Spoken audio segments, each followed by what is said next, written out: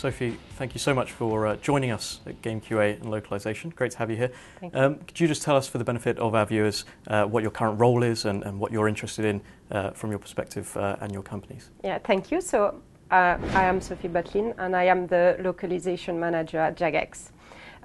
We have an internal team at Jagex for localization, and I manage actually 20 people made up of team leaders, translators and localization QA testers. And localization was, of course, the main issue which you spoke earlier today with our panel. Can I ask you about that session, about what findings came out of it, what takeaways, and of course what questions were asked? Yes, so what we were trying to present today was the way we do localization at Jagex, because we work for the developers directly.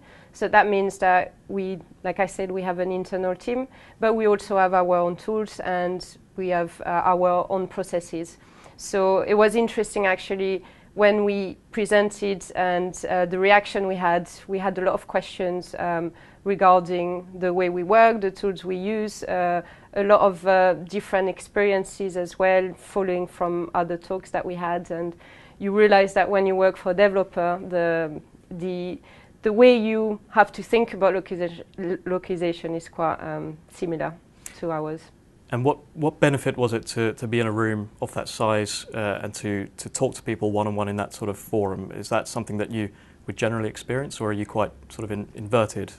It was great. It was great because we could, like I say, exchange experiences. So we had people coming to us and they had no idea about the way we work.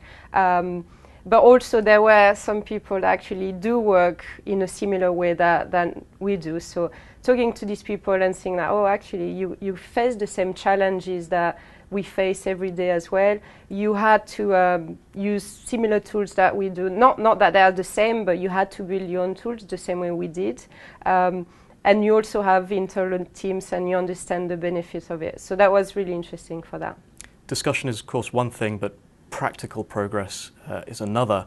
So after today, what do you hope to perhaps see change, either from what you're doing or from what the wider industry is doing? Do you have a vision for the next year or two?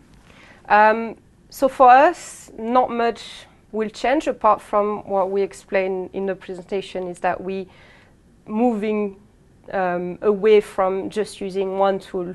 We're trying to actually see what's out there and try to adapt that to our new games, because the tool that we use is just for one game. It's not necessarily adapted to other games. So that's the way we're moving forward. In terms of what I would see the industry do more, and I hope that they took away from our presentation, is that when you have an internal team, it makes things much easier if you do manage the whole process very well. So I hope they will think about that as well. And also, obviously, the importance of localization. Okay, and I assume that this event specifically is probably a good platform for you to find new solutions from the industry.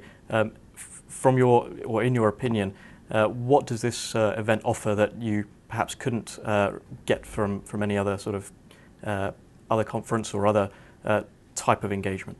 It's actually meeting the people. So, you hear a lot about tools or a lot about companies that service localization or QA, but actually meeting them and discussing things that you need and I can probably provide for you is really interesting.